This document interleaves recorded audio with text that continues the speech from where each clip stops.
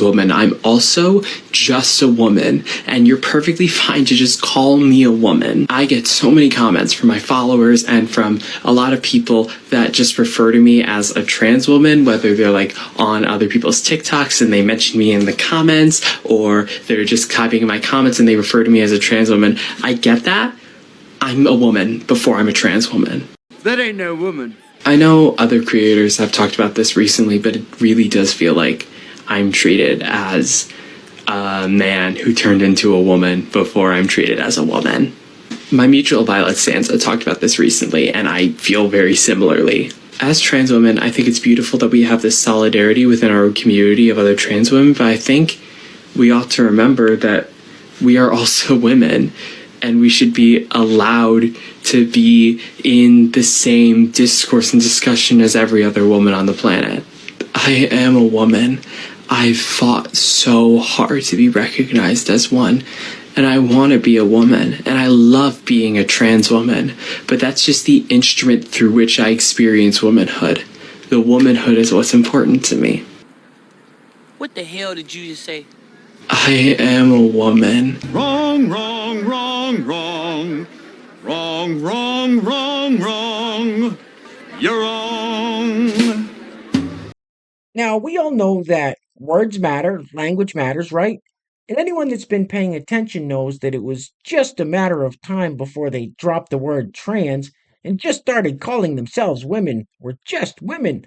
Because to these people, there is no truth but power.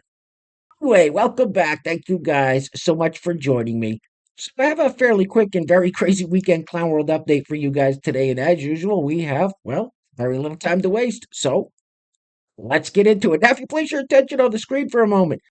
So I showed you guys a picture in a video about a year ago of a trans woman working at Hooters. So there was a bunch of Hooters girls standing around there with a 6'4" dude standing in the middle of them with his little Hooters outfit on. So we knew back then that Hooters had gone woke, and this picture just proves that. It also proves that Hooters has bowed down to the body positivity movement, also known as the fat acceptance movement. Now, I don't know about you guys, but this picture does not make me hungry.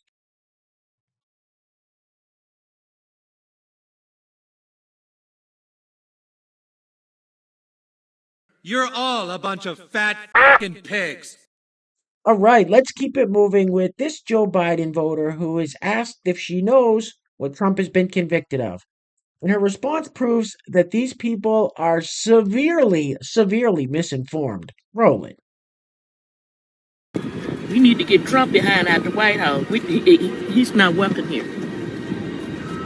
Trump is not welcome here. He's a criminal. Do you know what he was convicted of? 34 counts. I can't name all of them. All of them is simple wrong. Do you know what his main conviction is? Do you know why he was convicted? What was his felony?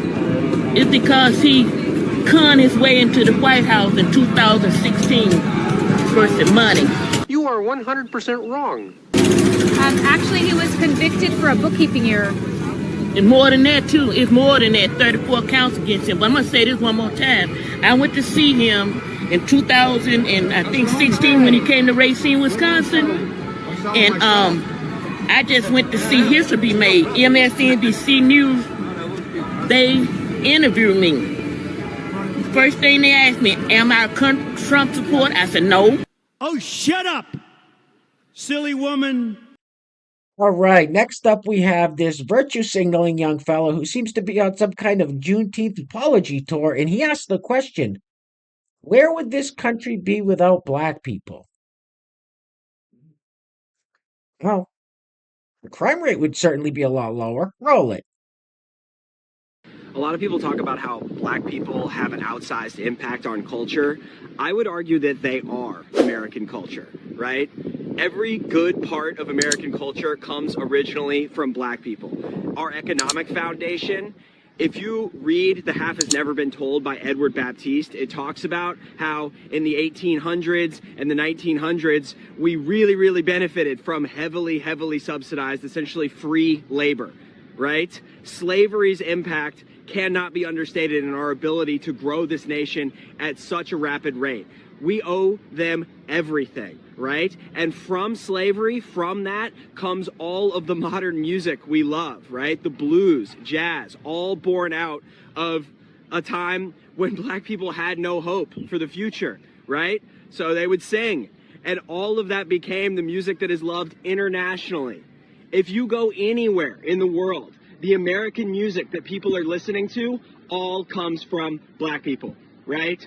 So when there's any controversy about this Juneteenth, I really want people to think long and hard about where this country would be without black people. Essentially nowhere, right? We definitely wouldn't be cool, right? Well, you wouldn't be able to go to a cafe in Amsterdam or a nightclub in Bangkok and listen to things that are familiar to you. All of that is due to black people. This guy is f***ing stupid. So that was just one big giant virtue signal we heard from that young fella. But does his argument make sense? Do we owe them everything? Let's find out. Roll it. I don't know what the f*** it is, but white people, whenever they see you walking, they just refuse to move. Bitch, you must not know who I am. I be the bitch that'll push a bitch. Cause, bitch, when I'm walking through, move! You think you tough? You think you're tough, huh? You're not that guy, pal. Trust me. You're not that guy. I'm sorry, but that young fellow was just far too confrontational. I don't know him shit. Anyway, next up, so we are all about to get lectured on fatphobia from this slightly rotund young lady. Roll it. Fat phobia should make you uncomfortable because it is intertwined with every single other system of oppression that exists. It is related to sexism, racism, homophobia, xenophobia, classism. And so when you talk about one, you talk about it all. Which is why I say it is irresponsible, disrespectful, and hateful to come on this app and be fat phobic. And that is all I have to say on the matter. Because I've already said too much on the matter.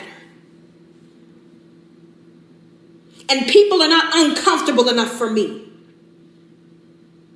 They're too comfortable.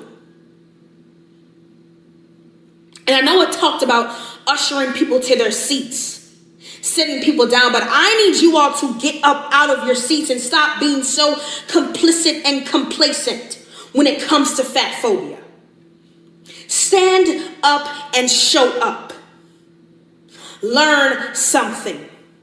And to learn, you need to unlearn.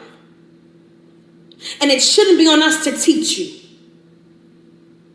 But it is on you to stop spewing hateful, false, fatphobic rhetoric. And furthermore, being tolerable of it. Well, why don't you cry about it? Saddlebags? Hey, real quick,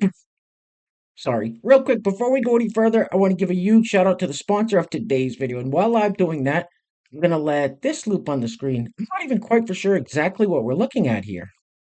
Anyway, today's video is being brought to us by Steve Keys. Steve, thank you so much, sir, for sponsoring today's video. I really appreciate the support. So once again, today's video sponsor is Steve Keys. Now, if you'd like to sponsor the next video and help support the channel, there is a PayPal link in the description box below, and I will say your full name as a sponsor of said video unless stated otherwise by you.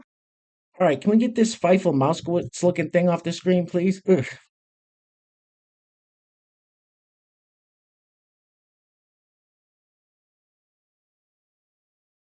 What the f*** was that? Now, Pride Month will be coming to an end in about another week or so, and I know, you're all very upset about that. But this young lady who thinks she's a cat has a message for everybody. Roll it. Happy Pride Month from your favorite, galay, pansexual Nico, Panic. Guinea Shinai, if homophobes want to hate on you this month, they're just a bunch of bakas.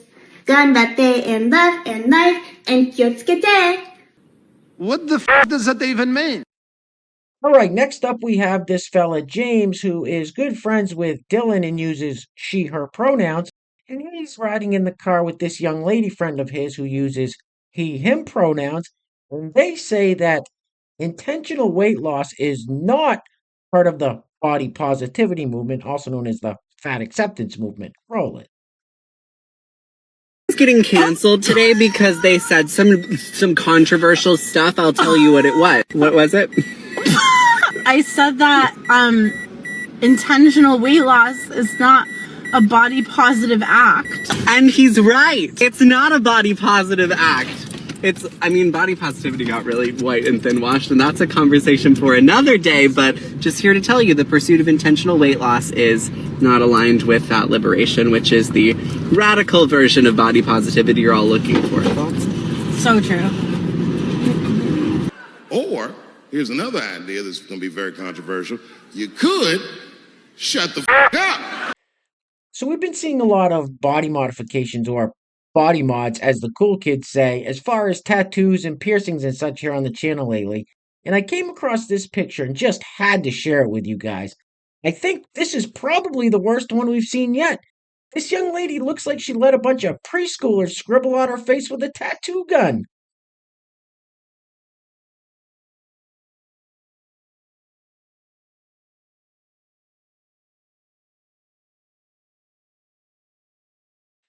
Now, I have mentioned in the past couple videos that we are currently in the weak men create hard times phase. This is just getting ridiculous. And I don't know what it is about Disney, but it seems to bring out the little girl in grown men. Roll it.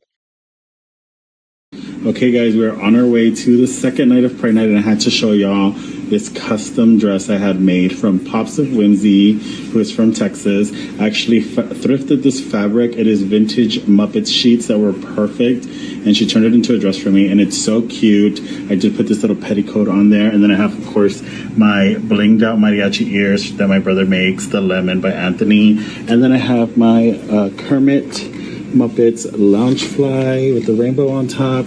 And yeah, I'm super excited for night 2. We are on our way, and yeah, I just wanted to show y'all this dress because I think it is so amazing and one of a kind, so I'm obsessed. A few moments later. Day 2 of our Disneyland trip. Today I'm bounding as Jasmine. So I have my sequins Loungefly bag, my favorite. My little Mickey ears I made myself. I have my earrings, my little genie lamp. I have a dress that I thrifted, and then my blue shoes to match my dress. Yeah. Well, that's really messed up. Super gay. All right, guys, we're going to be wrapping it up with this clip of Joyless Reid, the race lady from MSNBC, who recently got a new haircut and also recently figured out that it gets hot in the summer. Anyway, things are clearly getting very crazy out there, guys, so please take care of yourselves. Take care of each other. Till next time, love you guys. Peace. Roll it. But we begin tonight with the lucrative politics of climate collapse and the greed that is literally letting our country burn. Today, millions of Americans from Iowa to Maine are suffering through heat warnings, watches, or advisories. Cities across half of the country, like Chicago, St. Louis, Indianapolis, Detroit, Philly, and now New York, are hitting temperatures exceeding 90 degrees Fahrenheit, though it feels closer to 100. Many of these cities could experience heat indexes hitting 105 degrees by Sunday. These increasingly oppressive hot days aren't a coincidence. They are the predictable impact of the climate crisis. And they're not just an inconvenience, they're also killing us at higher rates. What did you say? What the did you just say? These increasingly oppressive hot days aren't a coincidence. They are the predictable impact of the climate crisis. And they're not just an inconvenience, they're also killing us at higher rates. What the hell are you talking about? Who you talking to? And you ain't black.